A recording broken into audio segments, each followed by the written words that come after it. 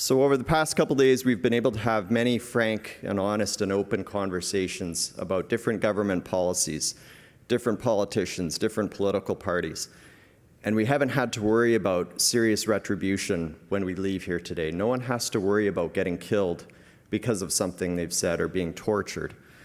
Well, according to the Human Rights Foundation, about half the people on this planet live under authoritarian regimes. It's an incredible figure when you think about it. And in many of those countries, they do have to worry about speaking out. They don't have freedom of speech. They can't assemble like this. They can't have a conference like the Canada Strong and Free Network. And perhaps one of the worst offenders when it comes to human rights around the planet is North Korea. It's known as the Hermit Kingdom because it's so isolated from the rest of the world. The government censors what information can go into that country, and they censor what information comes out. So we don't know a lot about what's happening in North Korea, but we do know a little bit because of people that have been able to escape. They risked their lives escaping that horrendous regime. And today it's a great honor to introduce to you someone who escaped from that country at the young age of just 13. Yeonmi Park has documented her journey in her book, In Order to Live, and it's an absolutely powerful read. It gives you insight into what it's like living in an authoritarian regime, what it's like to live in North Korea, and I highly recommend picking up a copy if you haven't yet read it. And so she's going to talk about her journey today. And what's incredible about Yeonmi's story is that she didn't just escape from the country and then quietly become part of the Western world. She became a human rights activist. She became a thorn in the side of the North Korean regime, so much that they've actually publicly referred to her as a poisonous mushroom. So it's a great honor to introduce you today to this poisonous mushroom because she's been doing a phenomenal job as a human rights activist, drawing attention to the problems in North Korea, drawing attention to other human rights atrocities around the world. And she's a highly sought after speaker. Her videos online have garnered more than 300 million views. And the BBC has referred to her as a top 100 global women. So with that in mind, I'm pleased to introduce to you today Ms. Yeonmi Park. Please join me in welcoming her to the stage.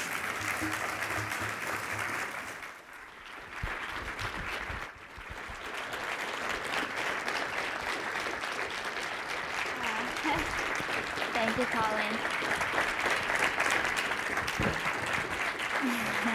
Thank you. Good morning, everyone. Can you all hear me okay? Yeah, I would stand up there, but as you can see, I'm very short, even though I'm on this hair. So I have to be here. I usually talk about, we are same people like South Koreans, but because of malnutrition, we are on average 5 inches shorter than them. So I was just joking, if I were born in Canada or America, I'd be a model. I'd be very tall. I was actually just behind that thing. I was thinking about when I was escaping even from North Korea, like even from China, I did not even know what Canada was. And here I am in Canada. And these are one of those few moments I keep pinching myself. Is this real? Am I dreaming? Or is this even possible you can have all this experience in the same lifetime? When I was growing up in North Korea, I never seen the map of the world because dictators didn't want us to know where we were living and how big the world was. And the dictator even told me that I was not even Asian. I did not even know what race was. He told me that I was Kim Il-sung race. We are all from our dear leader. And in every room in North Korea, even like someone like this conference room, every single room have to have the portraits of these fat dictators. And the problem is, if your house caught on fire, what would you do? Would you save your children or parents? But as a North Korean, the only thing that you are allowed to save those portraits. If you fail to protect those portraits from the burning fire, not only you are getting punished, the 3 generations of your family get punished alongside you. And in school, I was learning the most important thing in my life was my dear leader, not my real father. And I grew up going to school and believed that Americans were bastards. They told me, they didn't really teach me about Canada. They told us like American bastards, Japanese imperialists, everybody's an enemy, and then North Korea and perhaps a bit of China. That was my worldview. And then in school, of course, constantly they were telling us how the West was trying to kill us all and how grateful that we are living in North Korea. And there's one thing I really want to talk about today is, so today's topic is why we all must defeat tyranny. And I came to America through going through a lot of stuff, and I landed in the land of the free. And I was attending university at Columbia. And then my classmates were telling me like how they were systemically oppressed. So initially I was like, yeah, you need to give a benefit of doubt, right? So okay, tell me about it, why you're oppressed. And because, I mean, I don't even want to, like, they are oppressed because there are like 57 pronouns. And I do not know all of them, and I don't know even how to incorporate in my grammars. I'm English my third language. And then how they're telling me that you don't know oppression, you don't, because you are a white passing person. So it's like, what is white passing person? Because your skin color, you are Asian, and then I look a lot like white, so you don't know oppression. Only people who are dark skinned know oppression. It's like, do you know I was sold for like, at 13 I was sold for $300 as a sex slave? And of course, like, oh, what are you talking about? And this is where I really want to talk about what tyranny looks like. In North Korea, like, how did our country begin? The tyranny comes in the name of freedom. It comes especially in the name of equity, and also in the name of equality of outcomes. They brainwashed the North Koreans to believe that it's so bad. Like, why the landowners, capitalists are so rich and we are not? Like, there's the poor people. So let's fix it. What do? Let's abolish the private property. Nobody owns land, nobody owns a house, nobody owns a car, nobody owns anything. We're gonna give it to the governments. And they are our fathers. They have the best interest for us. So they are going to distribute, like public distribution to all of us. So let's make education free. Let's make healthcare free. Let's make transportation free. Let's make everything free. And then, well, let's get rid of the even word profit. In North Korea, there are many words that we have here, we don't have over there. Do you know that we don't have word depression in North Korea? Because how can you be depressed in the socialist paradise? So we don't have word for that. Well, we don't even, therefore, and then also the word profit is evil because you don't make profit. And then let's put everybody in the collective form. We work collectively and we divide collectively. That's how it began in the 50s. And then once governments took all the lands, all the property, all the rights from people in the name of equity, in the name of equality of outcomes. Once we give them all of that, because we believe that who wants other people to suffer, right? We don't, humans, as much as we say humans are bad, I think there are more good people. When we give all that to our governments, then what they did, they divide North Koreans.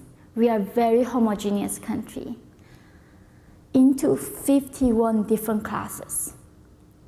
They divided North Korean people into 51 different classes. And then when you're being divided in this class, it wasn't up to what you do. They literally divide you based on what your ancestors did. And this is where I get so worried and frightened being in the West right now. There are people right now, oh, you are privileged because your great-grandparents were a slave owner. Therefore, like, you're white. And in North Korea, because my great-great-grandfather supposedly owned a tiny land in his yard. So he was a landowner. Therefore, he was an oppressor. So they told me my blood was forever tainted. I had that landowner's dirty blood in me. That's how they divided. If your great-great-grandfather was owning a land, was an intellectual, winning a teacher, or fighting in the Communist Party, then that's how it divides you. And then that determines your life. If your great-grandfather was a communist revolutionary, then you are going to go to university. You are going to have a pleasure squad. North Korean officers in North Korea, like Kim Jong-un, has 2,000 young girls' harems. They go around the country, pick up the young girls in the elementary school and middle school, and bring them for their sex slaves to their own people. They enjoy the benefits you can never even fathom. I mean, Kim Jong-un went to Switzerland to be educated, right? They have everything they want. And then for us, they use starvation as a tool. So who watched the Hunger Games or read the book? Yeah, a lot of you. Why do they starve people in the other districts, other the capital? Because if you are full in your tummy, you're going to start thinking about meaning of life, freedom, other things, right? Abstract ideas. But if you are starving, like even lion, like in the jungle, only thing that you need to look for is finding a next meal to not die. That's why starvation is a very powerful tool for the dictator to using it. North Korea, even this year alone, conducted, I think, 18 missile tests. With one missile test, he can feed 25 North Korean million people entire year. But because he conducts 18 missile tests, right now, cannibalism is rising in North Korea. I escaped from North Korea, not dreaming of standing in this stage or coming to Canada or being an activist. I did not even know what that was. I never even seen the map of the world. I never even knew what internet was. I escaped when I was 13 years old in 2007 to find a bowl of rice. I was very, very hungry. And even now I'm like this size. I was like half of this size. And right before my escape, I still remember we have free healthcare, as I said, because of communist regime. We went to hospital. My parents took me because I had a very bad stomach ache. Hospital didn't even have electricity, obviously. We don't have even X-ray machines. Doctor just rubbed my belly and said, oh, you might have some appendicitis. And that afternoon, they opened me up without any painkiller. And the nurses going around the patient using 1 needle, injecting every patient. And on our way to bathroom, of course, the bathroom in freezing North Korea is outside, not even indoor. There are piles of dead bodies, human bodies there. And these people died from starvation or infection, we don't know. And you see children chasing these rats eating human eyes. This is 2007, guys. It's not something we are talking about 16th century or dark ages.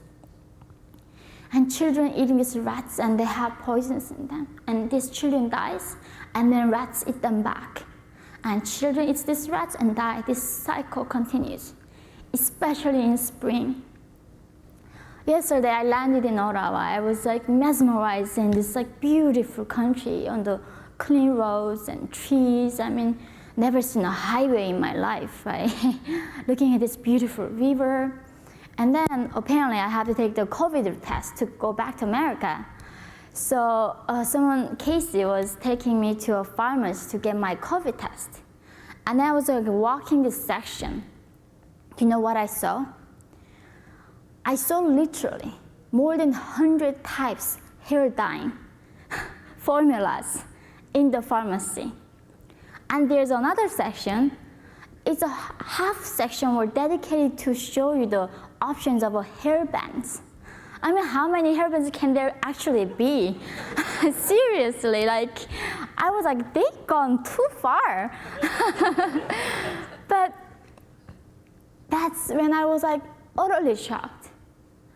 In the other part of people, children eating these rats to survive. And our problem is looking at this 100 different colors of hair dyeing and choosing what do we like, really. And this is why we must fight against tyranny. And it frightens me that people in the West have been living in freedom so long. Like fish living in the water does not notice water, right? Like we're born with 2 arms, we don't know what it feels like living without 2 arms.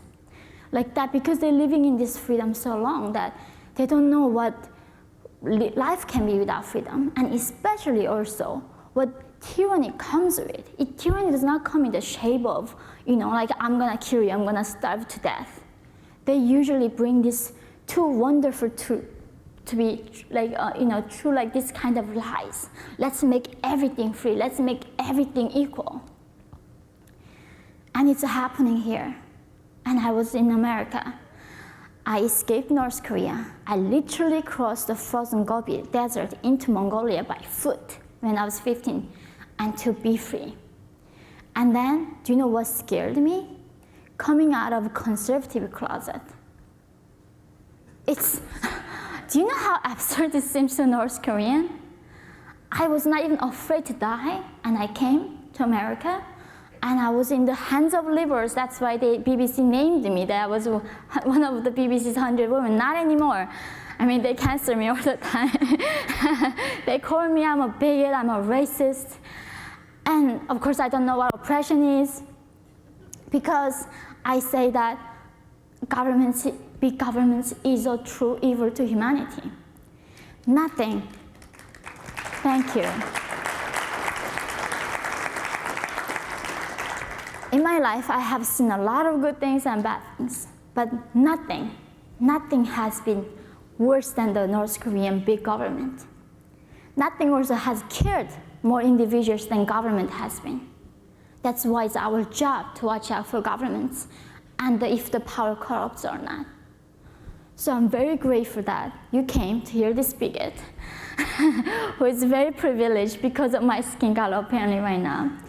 But it's an interesting word, but I know that if we all have that courage to speak up and what I'm really fighting for right now is that we have a right to be wrong.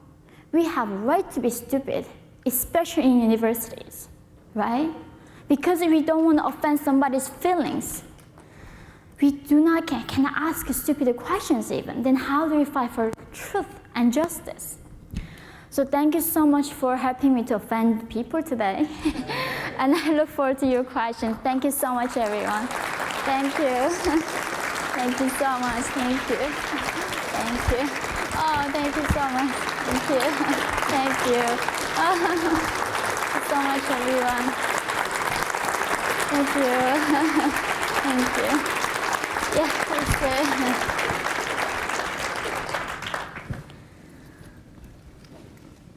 Well, thank you again for coming here and sharing your story. It's a very incredible journey that you've gone through, and it's truly unimaginable what has been happening in North Korea. You talked about the famine that has plagued that country, and how people have even just a lack of access to the basics such as food each day.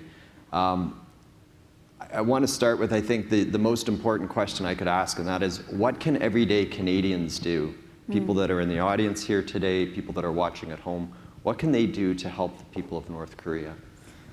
Oh, I'm very grateful for that question, because usually people think North Korea is like a hopeless situation. Oh, there's nothing we can do.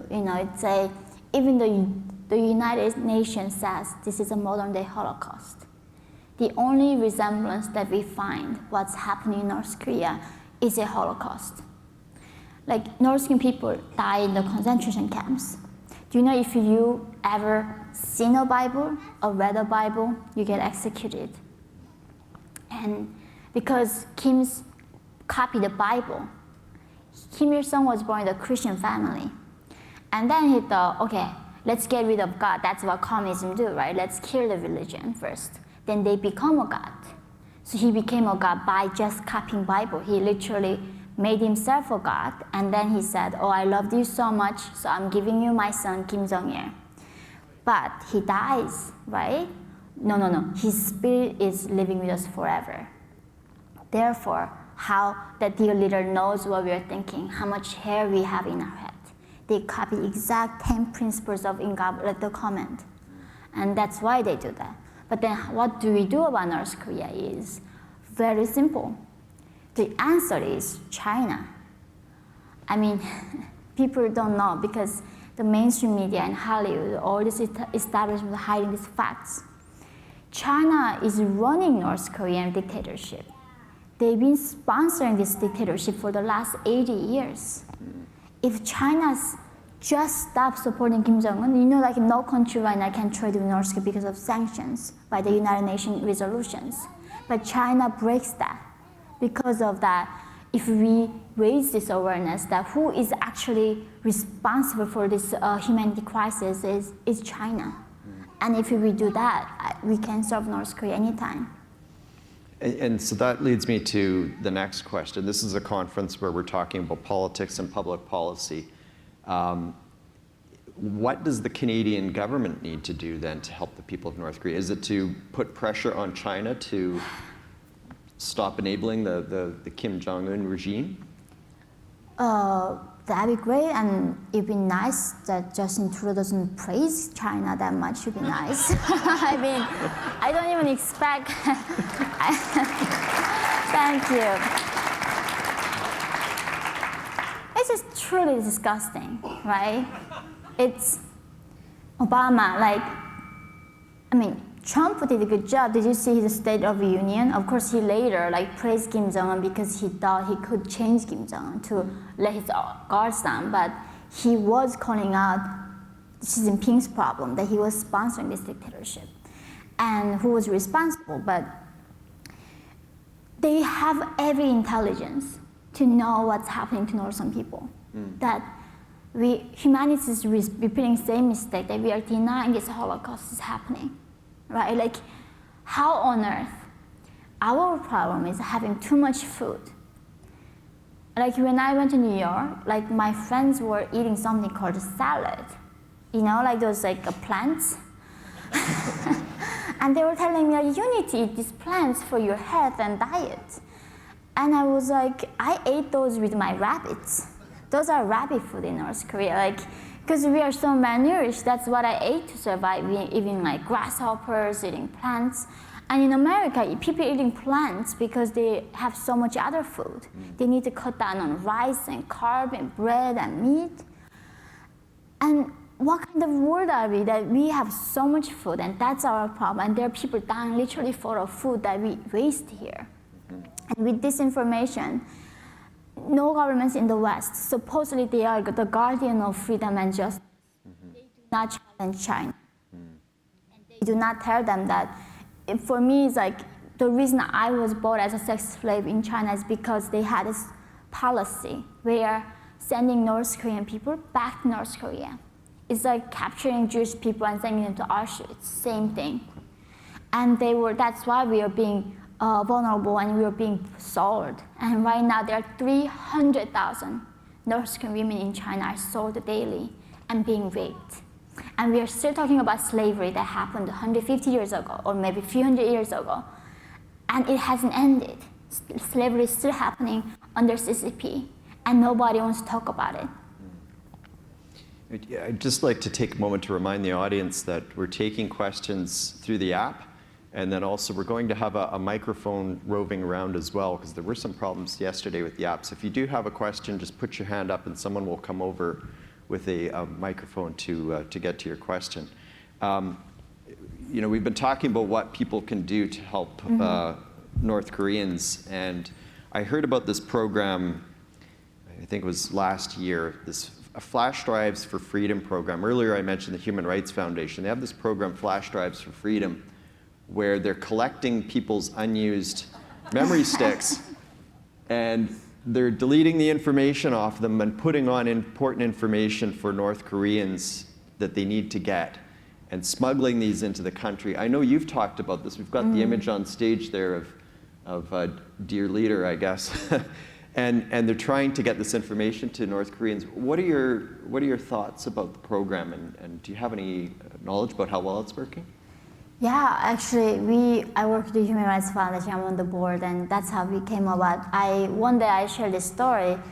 One day in North Korea, there's a bootleg DVDs coming into the country through the black market. And as I said, if you read the Bible, it's execution. And especially watching American TV shows gets you going to concentration camp. And one day I watched this movie called Titanic. It's a long movie, right?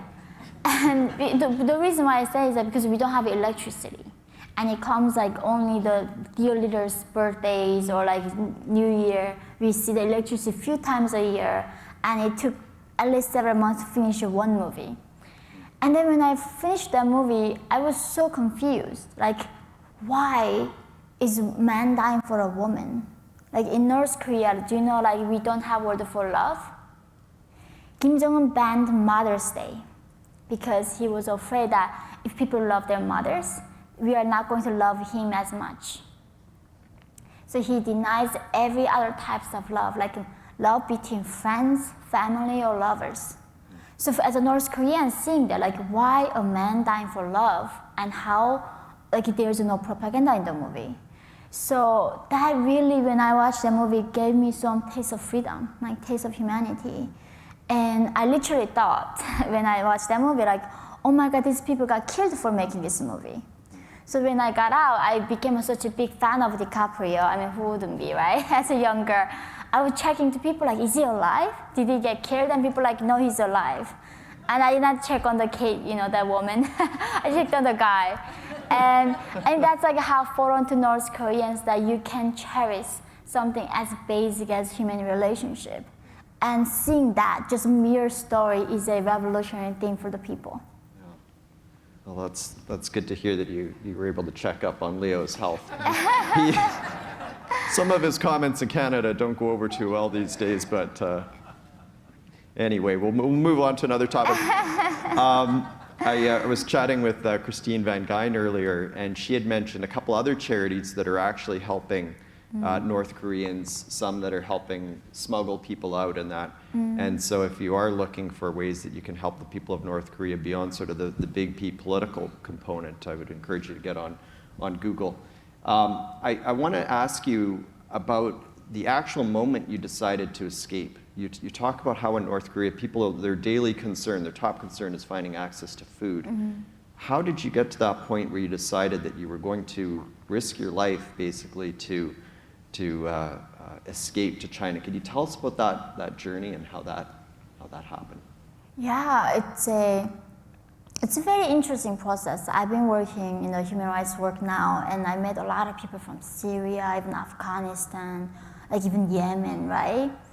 I mean, they have a lot more information. Like they at least has some little phone with them and has some internet access. They knew what was going on in the world. They knew what UN is, right?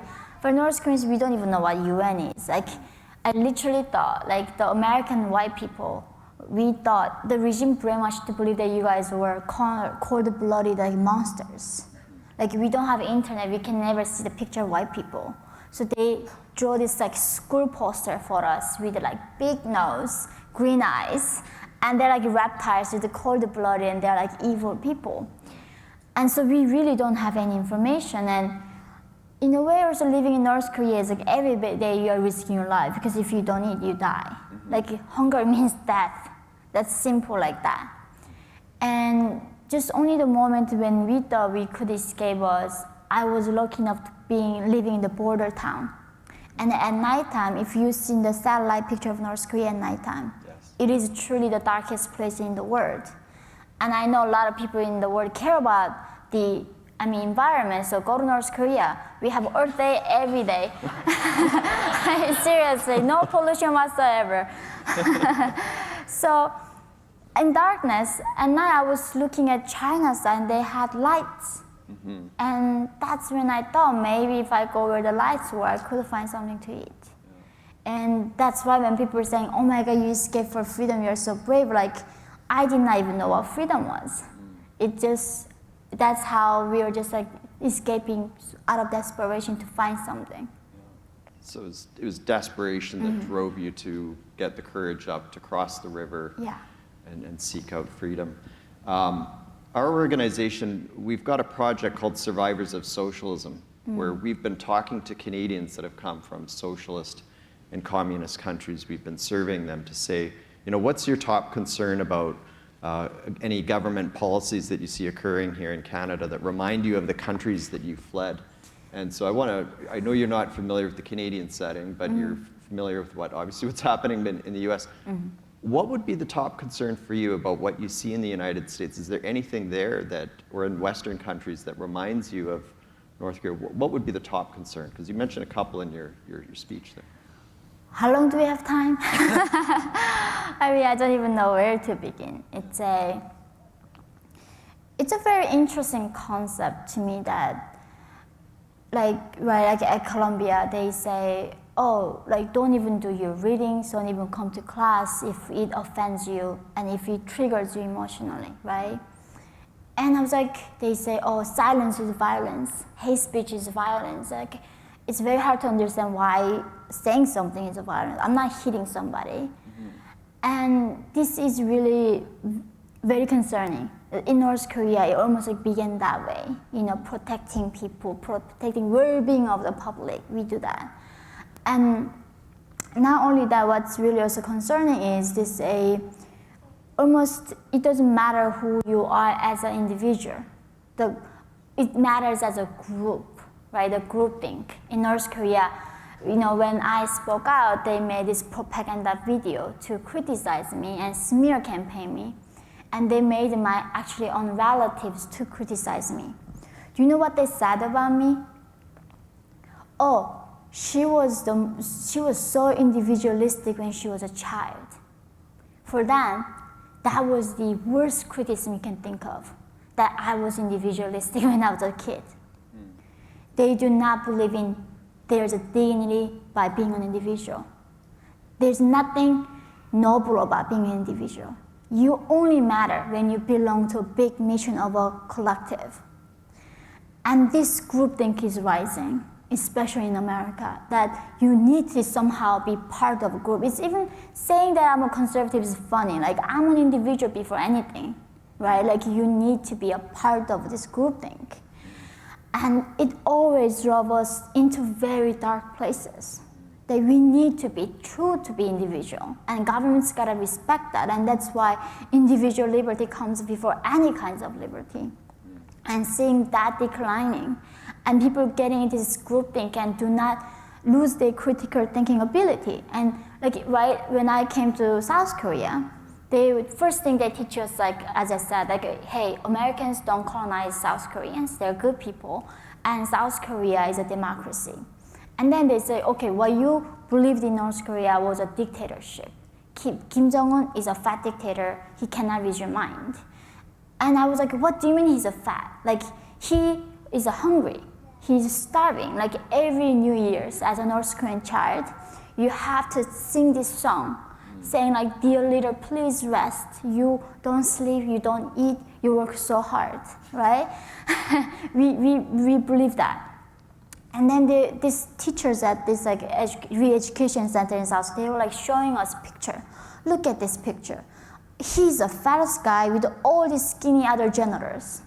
How can he possibly be starving? Because as a North Korean, we do not even know the word critical thinking. Somebody literally had to teach me that he was fat. And it's as absurd as it is, almost that's happening here too. People are losing their critical thinking skills. And there's so many examples. I think I'm going to get canceled even more, so I will not go for that. But I think that's why it is so sad. The things that made us great and make us enlightened, and even enlightenment is attacked. That is truly sad. People taking things for so granted in the West is somehow they think the progress, not that kind of progress of radicalism, but progress in the search of truth and logic and enlightenment, they think somehow that's a natural course of history, right? They somehow expect us to naturally move forward and things becoming better and we become smarter. Do you know in China and North Korea, things are going backwards? Like it's almost like the Benjamins that the TV, the time is going backwards. So many civilizations fell because people took that for granted. And that's why I'm worried that even the Western civilization that gave rights to so many people freedom, it might fall if we do not defend it and we do not protect it. Thank you. Thank you so much. We had a picture of Kim Jong-un on the screen earlier, and I think it was pretty clear that he wasn't starving. We have and actually I should just add, from our survey of Canadians that have come from communist and socialist regimes, the number one concern they had with what they've seen in Canada has been restrictions on freedom of speech. And many of them actually named, I was surprised because I didn't know what we would find, but many named Bills C-10 and C-36, which were previous pieces of legislation tabled by our government federally to restrict online content, what people could actually create. I do want to take a question here from the app. Someone asks, what would you say to young boys and girls in Canada who feel oppressed and feel entitled to tell them how good they really have it? I used to say, well, can we swap them with North Koreans? Give them a one-way ticket and go to North Korea, living in the socialist paradise. I don't think that's, in some ways, they are also the victims of this brainwashing. I used to get so confused. People saying, we are oppressed, right? Because you're eating your vegan meal in your hot yoga pants, drinking like juice detox. And these people living in Manhattan, going to therapies, it is so bizarre. Like, I literally used to think my dream as a child was having one bucket of bread, because I never had that much food. And I thought having that amount of food was something impossible thing. Like, usually dream is like, you think you cannot achieve, right? It's so high that nobody thinks your dream would come true. And then I come to New York, and then it's like everybody is like going to therapy. And then my agent was telling me, we have something called PTSD, Yeonmi, here. You need to go see a therapist. I was like, how much is it? And she's like, oh, she charges $700 per hour, but she doesn't give you a discount. $200.50 per hour. Talk about what I went through. And I was like, well, if I'm gonna be bitter about what I went through, why did I even survive in the first place? I mean, at least that was my logic. Thank you. There's nothing I against with the therapy. You should if it helps you. But all I'm saying is, this culture is almost like bubble wrapped. Does not expose you to any reality. Everything is so sealed from truth. And then they go to these schools and teachers tell them how they're oppressed, and how capitalism is evil, and how everything should be free, how tuition should be free, how healthcare should be free, exact same logic they're using. It's unjust that you have to work 40 hours a week. Like the AOC in America, that she talks about how evil it is that we have to work under AC and 3 meals a day. And like, do you know, like most of our evolution as a humanity, we were starving? Do you know that without capitalism, you cannot have anything that you have? And also tell me, how anything can be free, even this water. Somebody had to go get this water, sterilizing, making a bottle, giving. How this thing should be free? I mean, making education free. Somebody had to study their life and feeding their family and become a teacher and teach you, build a building. How anything is free?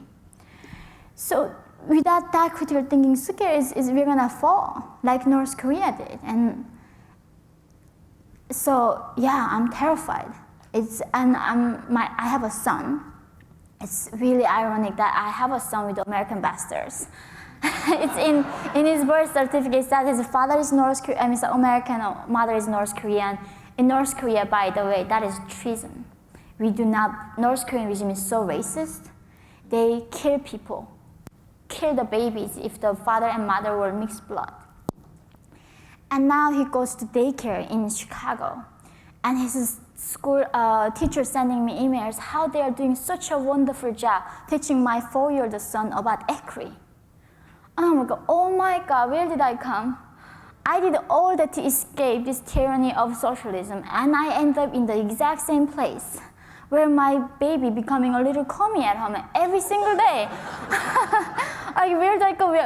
Next place I need to escape is to the moon with Elon Musk or something, so I can escape this tyranny of socialism. I don't know. So, yeah, it's like a deja vu all over again. We have a few elected officials and activists in Canada that are a little bit like AOC, so maybe we need to do a bit of a GoFundMe to send them to North Korea for a couple months, and for those people, they nice. can see what it's actually like to live in an oppressed nation. I want to. You mentioned that you've studied at Columbia. Many academics will put up socialism and communism on these pedestals. Why do you think that disconnect is? I mentioned our project. We're talking to people that have come from other communist and socialist countries. I mean, you've shared your story of North Korea. Everyone knows what happened under the former Soviet Union. Right now, the United Nations has said there's 6 million Venezuelans who have fled the country because they don't have access to food. So why do you think there's this big disconnect in post-secondary institutions between what professors who have never lived under these regimes say versus what is actually happening? I think it's a true tragic that people lose perspectives, right? If you live in a comfort zone too long, you lose your perspective and you stop being grateful. Why are we sad? Why are we feeling resentful and depressed? It's because we lost gratitude. The only condition to be happy in life is gratitude, right? If you're grateful, you can never be depressed and not satisfied in your life. And I think this is the only downside of capitalism, is it gives you too much prosperity and too long, that make people becoming spoiled brats and so ungrateful. And then they started doing this destruction. And I think that's the only, I can think of the downside of capitalism. And about socialism is it's even like in America, like I go to university and everybody, I don't support the socialism like in North Korean socialism, and they are the fake ones. But I believe in democratic socialism. So let me see what democratic socialism means. Still the same thing. They say, do you know North Korea's DPRK? Democratic People's Republic of Korea? We are democracy, we are republic, right? We have all the right names. Yeah. We have a constitution, the same thing. They said, we are gonna have a constitution, we're gonna have a thing, but it's gonna be democratic socialism. It still means the government decides the means of production, what to produce, who gets. Governments get involved in that process, they're gonna mess up everything. I mean, we don't even know what we want. How do we suppose somebody in the government is gonna know what we want? That doesn't make any sense, right? It's so hard to even know yourself. Why are we thinking that somebody in the government who never even met us gonna know what's best for me and they're gonna decide for us?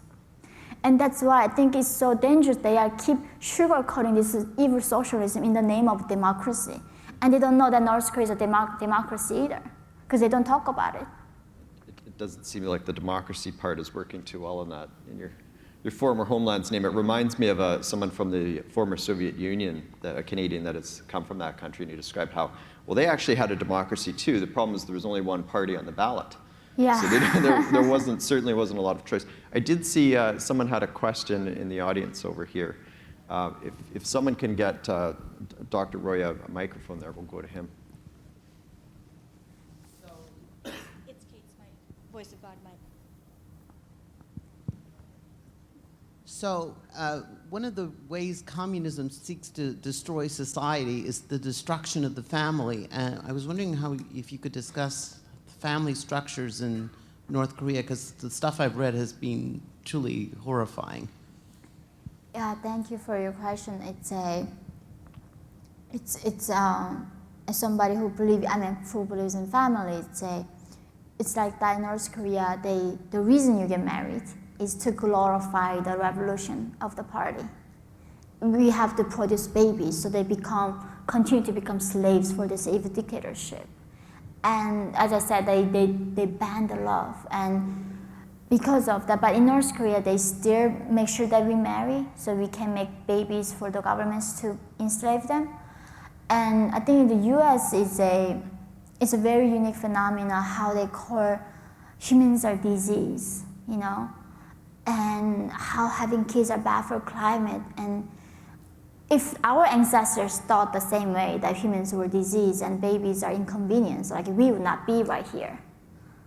I mean, that's also a sign of not being grateful, that if you were that self-centered. And I think, but that is a push right now is coming up that there are too many humans on Earth and we are the sickness of this planet. So let's try to get rid of it. And it's then if you do not cherish human life, what else to be cherished there is, you know, when I came to South Korea in America, I did not even know what human rights was. So when people told me what animals' rights was, I was utterly speechless. Like, what do you mean have puppies have rights? You know, as a human being, that I didn't even know I had a rights. There are people, millions, billions of people don't even know what human rights is. But do you know that is a testament to humanity? Our heart is that beautiful. We care about someone who cannot speak for themselves, right? The animals have no voice. They cannot have a language to tell us what they want. And humanity is awesome. Look at what we have done. And now there is this dehumanization of being a human and having a family. And if we do not stop this, like, well, we cannot continue humanity as what it is, right? Like, so, yeah, it's just so fundamentally threatening that I don't even know, it comes with so many directions of attack and destruction. And like, how do you even like protect ourselves from all these directions? So I want to pick up on that point and kind of amalgamate a few comments in the app from questions people are sending in.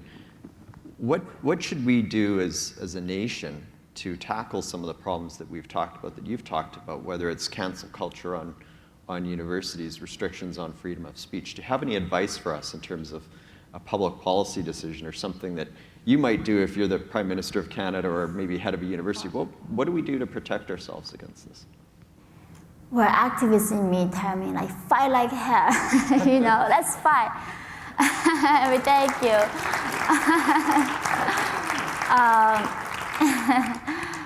For sure, it's fighting. You got to be a fighter. Life. Nobody said life is easy. Nobody said like that, right? And that's why life is meaningful. It's challenging, and we overcome the obstacles. That's how I drive meaning in life. Like, you can't go into the sense of this nihilism. So many times I ask him, what is the point of me surviving this? You know, like, but that is not the point. Because it's tough, we are overcoming it.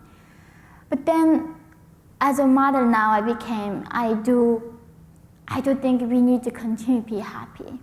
We need to continue to be grateful. And if you believe in family, God, or anything, that makes us more generous and kind. And even though the other side might become violent and cancel you and vicious, and they spare so much attacks against me, but I think first thing that we need is we need to be very true to being an individual. We need to find our own call, being who we are, not getting into this collective think, and join these mobs. And then we need to, select the right leaders, right politicians, and be courageous. So don't be afraid to come out from that classical liberal or conservative closet that you have, and in your work, be brave and talk about your beliefs, right? I think that little thing's gonna change. And it's so funny, like when I came to America in the beginning, people were like, so what? Like, North Koreans are stupid, right? Like, why are they not rising up?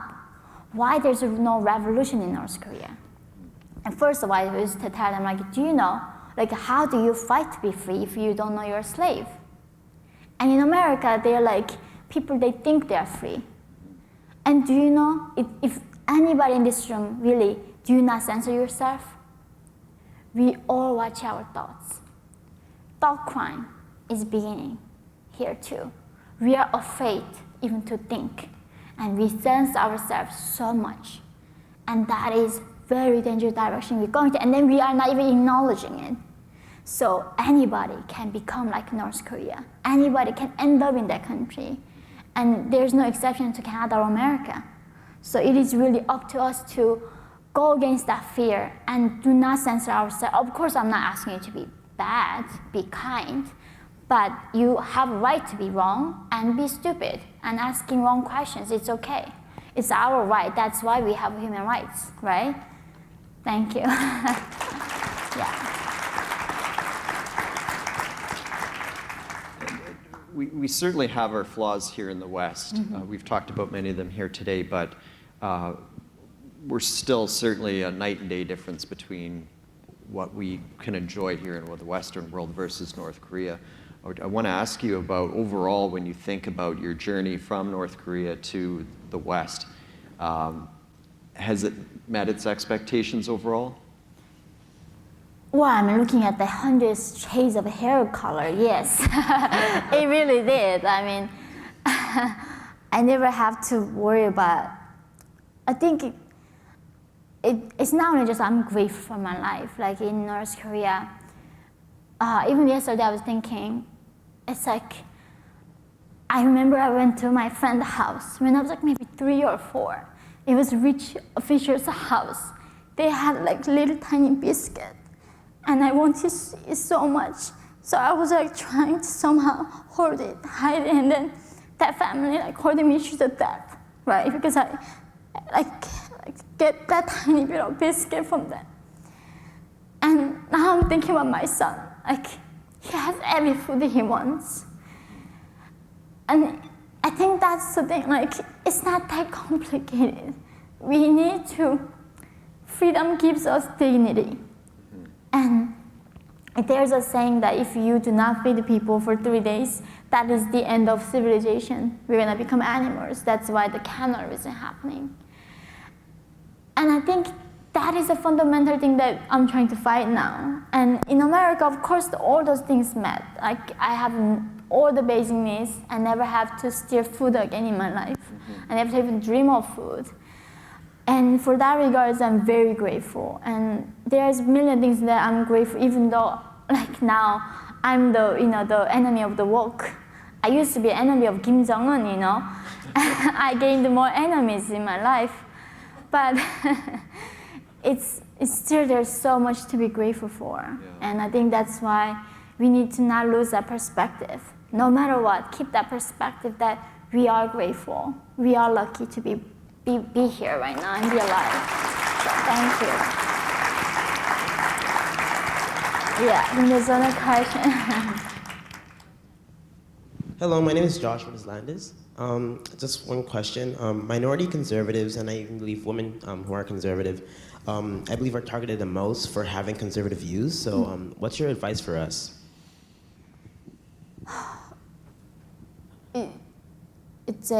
As I said, right, like I had somebody told me, this morning, it's a Saturday, we went out last night, it's hard to get up in the morning for events.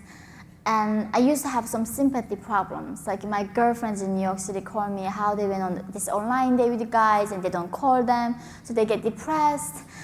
They need to talk to me, their feelings for several hours. I'm like, do you really think that's a problem? You know what real problem looks like? It's not hangover. It's not guy don't text you back, right? But I still think for me back, like old me would be like, yeah, you're not get executed. Right? Like, if you get punished or like fired from your job, you still have your life with you, and you still can be me, like become an activist and complain about it too. There's many opportunities, but then I do know there's, as of now, I have family, I have be responsible for providing and all of that. It's a real consequences coming together with that too. But still, it's not late. That persecutions is not like North Korea, that if you stand up, 3 generations of your family are not gonna get killed. Because I spoke up, 3 generations of my family got persecuted. Our price is still not that big. And when I tell people like, freedom is not free, and they were like, oh, don't say something so cliche, because freedom was free here. Nobody fought for their freedom. You were born here and you were free. And people who never fought for freedom, they never knew the price of freedom. And in a way that we are finally witnessing the price of freedom. And that price we are paying to be free right now is not that high.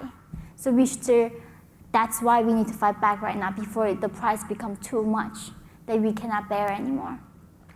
Yeah. Thank you, everyone. I think your message has been so important for us to hear today because so often it's easy to think about these small little trivial matters in life and get down in the dumps about them, but you've really helped put things into perspective. I know we're up against the clock. I have two very quick questions I do want to ask you before we wrap up. In your book, you talk about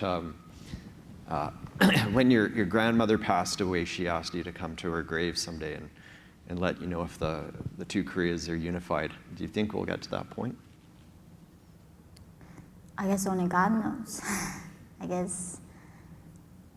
don't know, but I hope so. Yeah. I hope you're right too. Yeah. And the other thing I do want to ask you, you do so much important work. Where can people find your work and follow what you're working on? Yeah, I'm on those. All those it's a shame that I'm on Instagram and Facebook and YouTube, all of those platforms that's suppressing freedom of speech. But you have to. So I am on those platforms. But yeah, if you can email me on Twitter nowadays, please go to Twitter and Instagram, Facebook, all those platforms. I am there, and we continue our fight. In a way. When the Hong Kong movement was happening, remember the Hong Kong, that umbrella march, all that was happening, they were telling us that it was a shared struggle for democracy and freedom. And when the CSP was taking it over, we thought, we are never going to come to that circumstance where we need to defend that basic fundamental rights that we deserve here. And fight for freedom is a real shared struggle. It doesn't matter whatever you are, it's a shared struggle. And I think we need to do it together, right? If we protect North Korean people's rights, someday when Canada is not free, hopefully they will fight for our freedom. And my biggest nightmare is, what's gonna happen when nobody's free? Then nobody can fight for freedom. Nobody can become an activist. So as a free people, that's why it's our job to fight for freedom right now for others. So they can do the same thing for us when we are not free. Thank you. Thank you, everyone. Freedom is good. Don't forget it. We need to continue the fight always. And thank you for joining us here today. Let's have a big round of applause for Yeonmi Park. Thank you so much for having me. Thank you, everyone. Thank you.